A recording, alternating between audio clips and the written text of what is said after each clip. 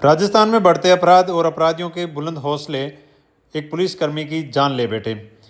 बजरी माफियाओं ने एक पुलिसकर्मी दोबारा रोकने का प्रयास किया और उन्होंने गाड़ी पुलिसकर्मी पर चढ़ा दी, जिससे जिंदगी और मौत की जंग लड़ रहे पुलिसकर्मी अपनी जिंदगी की जंग हार गए। मथुरादास माथुर अस्पताल जोधपुर के अंदर कल रात्रि 11 बजे उन्होंने अंतिम सांस ली।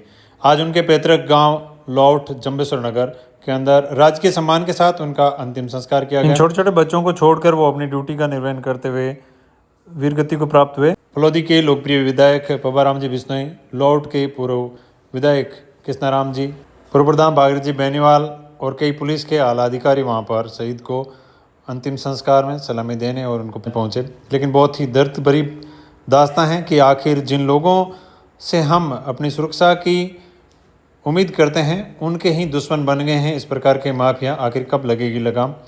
शहीद को सलामी और अंतिम संस्कार के बाद में जब हमने लोगों से बात की तो क्या कहा, आइए जानते हैं। हिसाब से अपराधियों के हौसले बुलंद है और एक पुलिस कर्मचारी को पर गाड़ी चढ़ाना बहुत ये घटना है जो हृदय विदारक है। ड्यूटी के दौरान पुलिसकर्मी ड्यूटी करता है, अपराध को रोकने का प्रयास करता है और उसमें अपराधी न उसके घर के बारे में सोचता है, न परिवार के बारे में सोचता है और इस तरह की घटना करके उनको दुर्घटना में कारित करके उनके जीवन समाप्त कर देते हैं। ऐसे अपराधियों के विरुद्ध ऐसी कार्रवाई हो कि भविष्य में कोई भी ऐसी हिम्मत ना कर पाए। विशेष करके ये माफिया जिन्होंने अनेक लोगों की जीवन लीलाएं समाप्त की। एक पूरे प्रदेश के अंदर ऐसा अभियान चला करके इस प्रकार से इन लोगों को निरस्त किया जाना बहुत जरूरी है। कहीं ना कहीं जैसे माफियाओं के खिलाफ भी अभियान चल रहा है, इस प्रकार के जो लोग हैं, इस प्रकार की प्रवृत्ति उनके खिलाफ भी ये उनके खिलाफ अभियान में ही थे। सरकार ने उनके खिलाफ अभियान में ही लगा रखा था इनको और इन्होंने अनेक जगह बजरी माफियाओं ने तो चाहे भरतपुर साइड में हो चाहे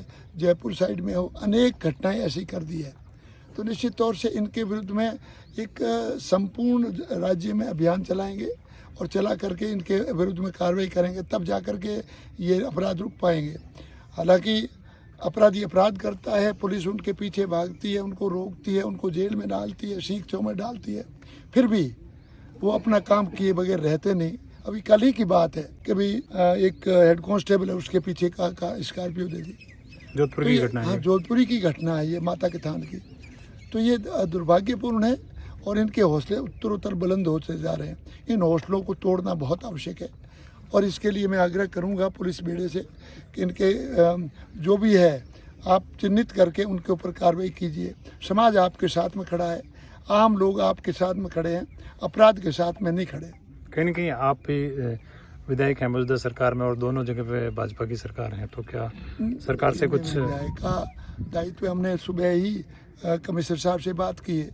जब थोड़ा एजुटेशन की बात आई कि इनकी बॉडी लेकर के हम लोग जब तक मांगे नहीं मानी जाती हम लोग नहीं उठाएंगे, तो इसके चलते मैंने कमिश्नर साहब से बात की, कलेक्टर से बात की और उनके द्वारा जो इनको आश्वासन दिया गया उसके बाद में ही शहीद का पार्थिव देह यहाँ पर लाया। और हम प्रयास करेंगे कि उनके जीवन को तो हम वापस ला नहीं सकते, वो क्षतिपूर्ति तो परिवार की हो नहीं सकती, परंतु जो भी उसके बाद में जो भी सरकार या पुलिस बेड़ा जो भी कर सकता है वो शिद्दत से करेगा, कोई कमी नहीं रखेगा।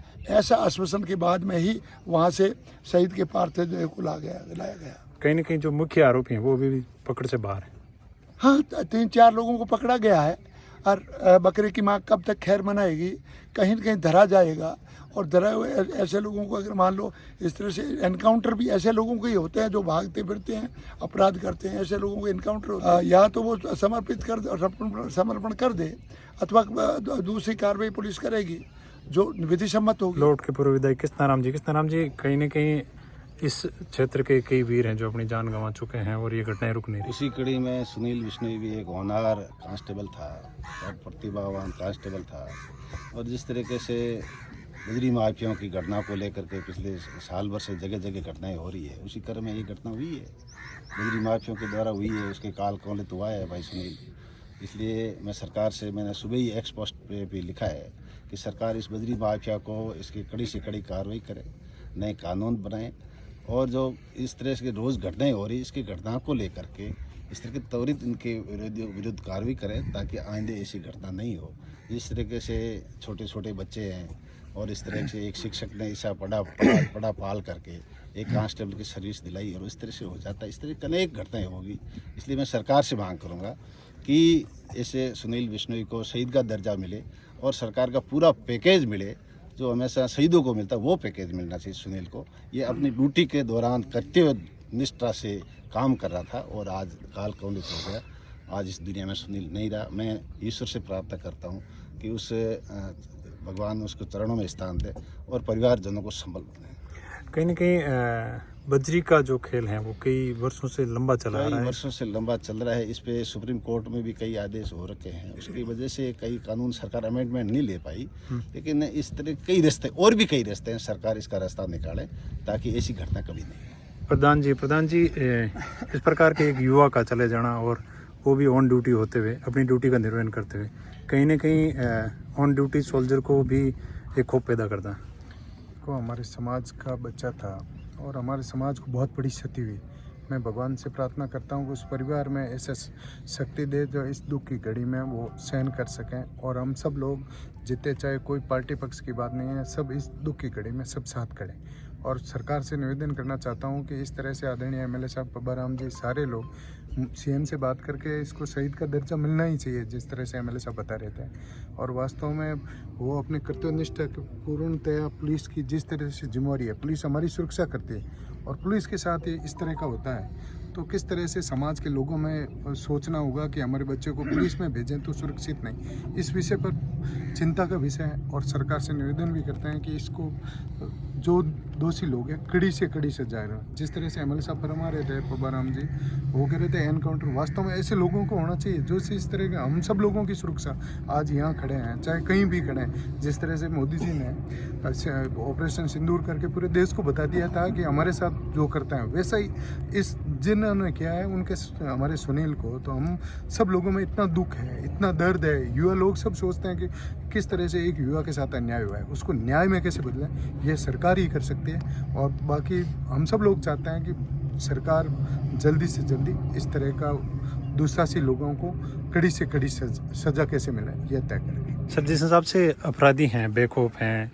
जोधपुर के अंदर लगातार घटनाएं हो रही है और इस प्रकार पुलिस कर्मचारी को ऑन ड्यूटी गाड़ी से रोकना अपने आप में बहुत बड़ी घटना है। पिछले 5 महीने से हमने काफ़ी सख्ती से जोधपुर में अवैध खनन के खिलाफ कार्रवाई की है। जो जोधपुर में रहते हैं उनको पता है और यही वजह है कि इस तरह की घटना हुई है, क्योंकि हमने रोकने का प्रयास किया है। तो अगर रोकने का प्रयास ही ना करें तो इस तरह की घटना नहीं होती है जी। और ये जो घटना घटी है इसमें 4 ऑलरेडी गिरफ्तारी हो चुकी है और जो उसके खातेदारी ज़मीन है आरोपी की, उसके निरस्तीकरण की भी प्रक्रिया शुरू हो चुकी है। उनके प्रॉपर्टीज़ को भी हम चिन्हित कर रहे हैं, जो भी कानून में प्रावधान है उन प्रॉपर्टीज़ को फ्रीज करने की हम कार्रवाई करेंगे। बाकी आगामी दिनों में योजनाबद्ध तरीके से ये अवैध खनन और परिवहन में जो भी संलिप्त है उनके विरुद्ध सख्ती और मजबूती से कार्रवाई की जाएगी। जिस हिसाब से कल माता के थान के एरिया में भी इस प्रकार की घटना करने का प्रयास किया गया स्कॉर्पियो से पुलिस कर्मचारियों के ऊपर, तो कहीं ना कहीं आरोपी जो हैं वो दिन प्रतिदिन इस प्रकार की घटनाओं को बढ़ाते जा रहे हैं। नहीं, ये तो निरंतर प्रक्रिया है। तो अपराधी है, अपराधी का काम है अपराध करना, हमारा काम है फिर उनके विरुद्ध कार्रवाई करना। इस तरह की घटनाएं बीच बीच में होती, बट ओवरऑल अगर आप देखेंगे तो जोधपुर में काफ़ी अपराध में नियंत्रण आया है, चाहे वो आंकड़ों की बात करें या जनरल माहौल की बात करें। बाकी जब भी ये घटना होती है तो हम आरोपी को जल्द से जल्द दस्तयाब करते हैं, गिरफ्तार करते हैं और जो भी सख्त से सख्त कार्रवाई होती है उनके विरुद्ध की जाती है। कहीं ना कहीं इस प्रकार के आरोपियों को बचाने के अंदर भी कई लोगों के हाथ होते हैं, तो इस प्रकार के लोगों को भी दस्तयाब किया जाएगा जो आरोपियों को बचाने के अंदर उनके सहयोगी रहते हैं। बिल्कुल, जिन लोगों की भी संलिप्तता है, चाहे सहयोग में हो, चाहे वो डायरेक्ट इन्वॉल्वमेंट हो, इनडायरेक्ट इन्वॉल्वमेंट हो, जैसा भी हो, कानून में जो प्रावधान है उसके हिसाब से विधि सम्मत कार्रवाई की। जिस हिसाब से सुनील जी जो हैं ऑन ड्यूटी शहीद हुए, तो गवर्नमेंट किस प्रकार का इनके लिए पैकेज जारी है? बिल्कुल, हमारे PHQ के निर्देशानुसार बिल्कुल इसमें SOP बना हुआ है कि भाई ऑन ड्यूटी अगर किसी की मृत्यु होती है तो किस प्रकार के फाइनेंशियल बेनिफिट मिलते हैं। SBI पुलिस सैलरी पैकेज है, ग्रुप इंश्योरेंस स्कीम है, एक्स ग्रेशिया मिलता है, तो बहुत सारी सुविधाएं हैं और जो इतना भी अमाउंट है वो हम तुरंत से तुरंत जो भी फॉर्मेलिटी है, जो भी प्रक्रिया है उसको पूरा करके जल्द से जल्द परिवार को देंगे। और आपका अपराधियों को क्या कहना चाहोगे आप? इस प्रकार के जो लोग संलिप्त हैं या कोई इस प्रकार के लोगों से जुड़े हुए हैं, उन लोगों को पुलिस की तरफ से क्या संदेश देना चाहोगे? उनको हमारी तरफ से यही संदेश है कि आगामी दिनों में उनके विरुद्ध सख्त से सख्त कार्रवाई होगी। अभी भी सख्त कार्रवाई होते आ रही है, आगामी दिनों में और सख्ती से और मजबूती से उनके विरुद्ध कार्रवाई करेंगे। जैसा मैंने बताया, किसी भी तरीके की जिसकी भी संलिप्तता होगी, डायरेक्ट इनडायरेक्ट सहयोग किया है, जो भी किया है, उनके विरुद्ध सख्त से सख्त कार्रवाई की। ऐसे छोटे बच्चों के सर से पिता का साया छीनने वाले माफियाओं के बारे में आप लोगों का क्या कहना है, ज़रूर कमेंट करें। ये तो थी जनता और जनप्रतिनिधियों की राय, लेकिन आप लोगों की क्या राय है कमेंट के माध्यम से ज़रूर लिखें। मैं आपको पहुँच फिर हाजिर हूँगा, तब तक के लिए जय हिंद, जय भारत।